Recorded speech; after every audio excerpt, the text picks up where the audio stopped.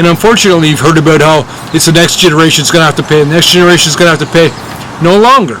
This is the generation. Now, we're here. It's happening. This is part 2 of a special 4-part video series about the economic horsemen of the economy. In the first video, we talked about debts and what that means to you and to your investments. In this one, we're going to be talking about defaults. And what's the problem with defaults? It's the counterparty risk. If you owe money to your credit card and you don't pay it, there's a hit that the credit card company takes. You don't just say, okay, now that debt's gone, you don't have to pay it. You get a ding on your credit rating, but you still had money that was owed, a liability to a credit card company that they have on the books that they expect you to pay, and now you don't pay it. Every time someone doesn't pay what they owe, there's a default or a counterparty which takes a hit. And yeah, we saw a huge wave of defaults, like I told you as it was approaching. And then it slowed down a bit. But what's happened is we've shaken out all the low-hanging fruit. After the last few years of chaos, we've had a pretty significant shakeout. But when the mud really hits the fan, all of a sudden, what's going to happen is a lot of the defaults that we have then, that will increase. There will be less money to be made. More people will have to default. So therefore, a lot of counterparties are going to take a hit from that. They're going to have numbers on their books, which then they don't get that money coming in. They have to take it as a write-down. Everything mentioned in this video should be considered opinion only and not personalized investment advice.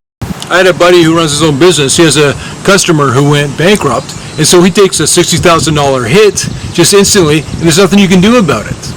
So then that, for example, could put that business expecting the money into a ton of trouble when they suddenly have money coming in that isn't going to be coming in. That's what you're going to see. It's going to become a domino effect. When the defaults start, all the counterparty risk is going to start playing out, and all the counterparties are going to take a hit. And can they survive that? It depends how bad it gets, but I think it's going to get bad enough that they won't be able to survive that. And I know this is all depressing talk, but I'm just telling you what I see. And also, you need to understand this stuff so you can prepare yourself and benefit from it and land on your feet, help the people you care about. That's what this is all about. That's why we're here talking about this stuff. Are you just here to watch the video to hear about how bad of a shape we're in? The reality is that we are in that bad shape. And so now, what's going to happen and what are you going to do about it? And the very fact that you're here watching this video series, shows that you're an intelligent person who wants to keep on top of this stuff so that you don't wind up coming out on the other side like everyone else who's not paying attention to it is going to come out of it. And we want to get into some comments from some political leaders who are going to explain to you. I really want to call these out because they're saying exactly what I've been telling you for ages about the debt ceiling. This arbitrary, made-up, meaningless number. It doesn't really do anything. It just feels like it does. People act like it does, but it doesn't really do anything, and it really isn't anything at all. The debt ceiling is just a matter of, should we raise it so that therefore we will pay what we've already spent, what we owe on things that we've already paid for. That's what the point of the debt ceiling is. Should we pay or not pay? But if we don't pay, there's always bad things that happen, so we better pay. Can the nation default? They already have defaulted. They owe money to Vietnam from the war still, that they agreed that they were going to pay. They're defaulting right now through inflation. There's been some defaults and a couple of clawbacks that we've seen with pensions, but nothing significant yet. It's all going to come down together. I've been telling you guys this from day one. It's all going to come down together. So if that doesn't get you excited to enjoy your day, I don't know what will. Treasury Secretary Janet Yellen warns of absolutely catastrophic hit to economic recovery this summer if the U.S. can't pay its bills on time. Thank you, Janet Yellen, for catching up with where we've been for a long time. People watching these videos already know that, and now she's just finally saying it out loud. But it was Janet Yellen who said, and I don't remember exactly her wording, but she said either that there won't be another financial crisis in her lifetime or in our lifetimes. Either way, it doesn't matter. Either way, she's not correct. That's an irresponsible statement because she cannot know that. You cannot know that. And somebody does know what's happening with the economy. I'm telling you, you are going to have a significant economic crisis in our lifetimes. And there's a ton of things that I put. This is like an 87-page script here. There's a ton of things I pulled out. Political stuff is such a waste of time. Don't even pay attention to it. But this is from Political. This is one of the things I did pull out and save when I was in the cutting room floor. Political. Joe Biden's infrastructure negotiations could get more complicated thanks to government's need to keep paying its bills on time. Think about that statement. Thanks a lot, government, having to pay your bills on time. They're just irresponsible with the way they're handling money and debt and income and taxes, everything. They don't know what they're doing. They know how to get elected. They know what to say to get elected. They have their party's leadership telling them what to do to get elected. Oh wait, and what does this all work to? Let's see. The federal government is expected to reach the limits of its borrowing authority within months or even weeks. Yeah. Don't worry about authority. The fact is, we spend money and now we either pay or we don't. Either way, the outcome is going to be horrible. The choices are, they either suspend the debt limit or they raise the debt limit. If they suspend the debt limit, that means they're sweeping dirt under the rug. If they raise the debt limit, that means that they're just making a bigger pile of dirt. In the next few weeks, they're going to be talking about raising the debt limit because it's already reached the limit of $28 trillion. And that's what we call, in the industry, slow clap time. Well done, guys. I'm glad I voted for you. You've really kept us in the best possible situation. It's so important that you ignore politics. But this guy Tester says the debt ceiling should be dealt with, yada yada yada. He says, though, here's the part I want to read you. An essentially imaginary number that should be raised automatically. Wow. And here's Elizabeth Warren. I know some people like her, some people don't. Either way, listen to what she said. Raising the debt limit should just happen. This is a fake problem designed to do nothing but slow down the government and add aggravation. The United States government is not going to default on its loan obligations.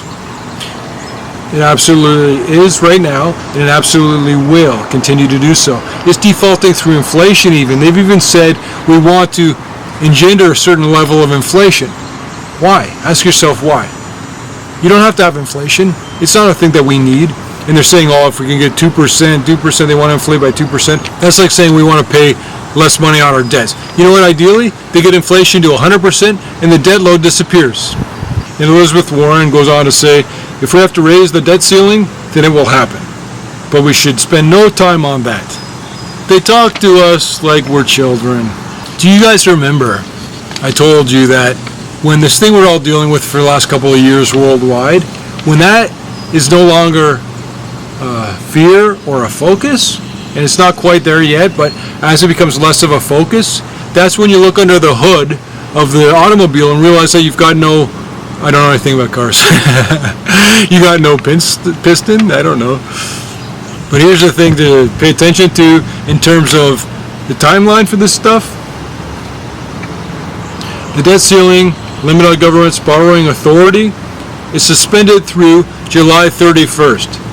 What is it now, like July something, midway through the month? So we're talking a matter of weeks. After that, the Treasury Department can deploy a variety of tactics to avoid missing payments or defaulting on the federal debt. But those measures may run out sooner than expected. What they're saying is that they're going to move goalposts, do a shell game to make things technically feel like they did their job right, technically feel like we've taken care of the problem, but we never took care of the problem. We never took care of the problem. And if we just dealt with it one time, we'd be set forever. We won't have to pay as much.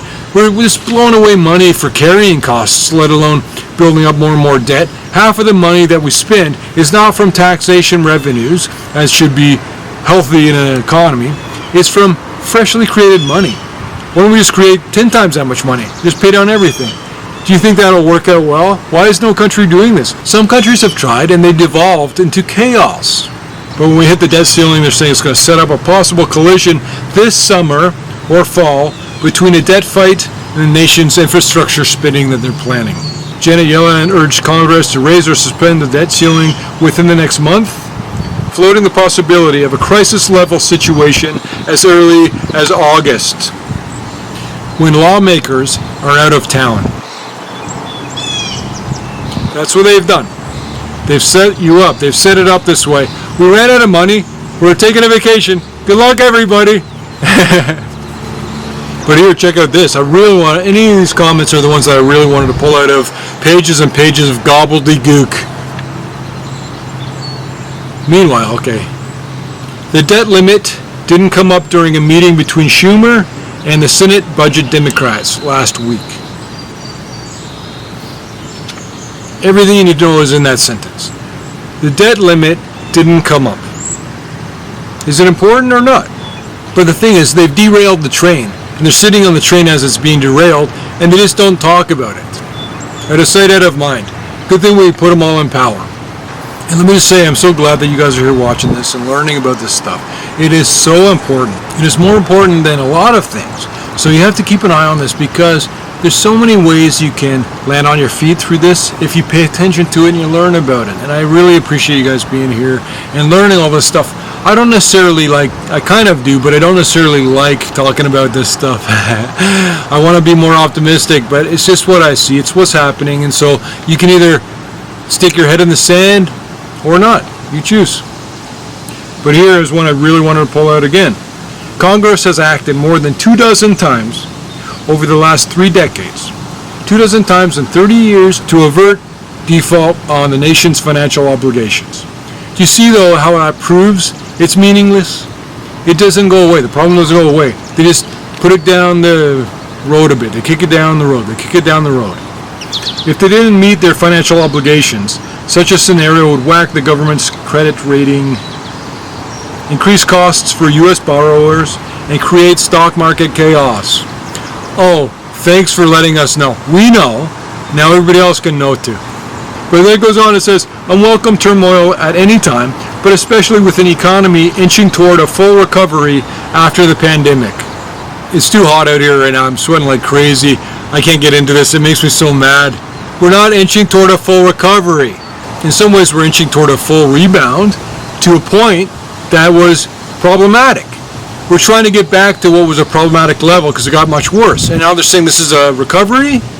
And Marie says it has to be done. I don't know the path yet. Everybody is aware that it needs to be done. We have to pay our bills.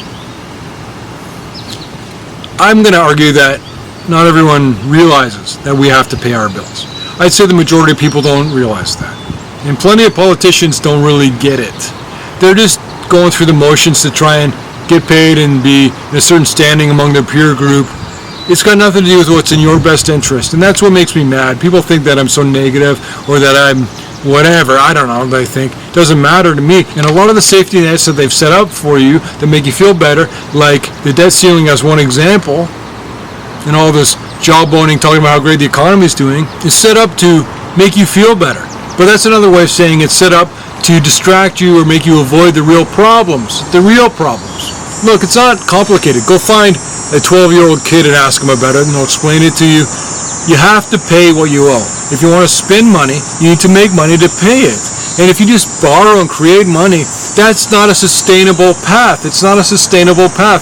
That's the problem. Eventually, it's going to catch up with us. And unfortunately, you've heard about how it's the next generation that's going to have to pay. The next generation is going to have to pay. No longer. This is the generation. Now, we're here. It's happening. Suspending the limit to a later date has been a more popular option in recent years rather than increasing the limit to a higher amount. Put that in perspective. It's not that different from you and your credit cards. It's not. It really isn't. It's popular to pay the carrying costs on the card only. And and he's saying that it's a popular choice rather than increasing the limit on your credit card just to not deal with it. Just don't deal with it. Suspend it till later. I'll worry about this credit card next year. Well, that's what they did. And I told you at the time it's going to backfire, and now we're here. It came to this point where now, okay, suspend it till when? Till the end of this month. A couple weeks from now. And we're here. You guys got a better idea what we should be doing here, let me know. But these videos are about trying to make you land on your feet throughout this stuff. That's why you have to subscribe to the channel and click on the alert bell so that as we are telling you this stuff, you're going to be aware of it and you're going to learn from it and then land on your feet. Nobody else is going to land on their feet. The vast majority of people are going to get completely steamrolled from what's about to come, and they'll be so surprised. You have no excuse not to set yourself up properly. And if you don't know exactly what to do, then watch these videos. There's a lot of strategies about what kind of investments you should own, what kind of investments you should hold, what's going to be coming out on the other side that you want to be hanging on to and still have some kind of value, net worth that you had before everything that's about to happen. It's just like saying, I'm not going to deal with it right now. Problem solved. Very, very dangerous for you, as you see in the next couple of weeks. And don't worry, they're going to raise the debt ceiling limit or they're going to suspend it. And then you're going to feel better. Say, oh, wow, that was close. We were a couple of weeks away. And then they fixed it. They didn't fix it. They're going to make it worse. I'm telling you, they're making it worse. And this is Senator Pat Toomey. We need a fiscal reorientation now more than ever.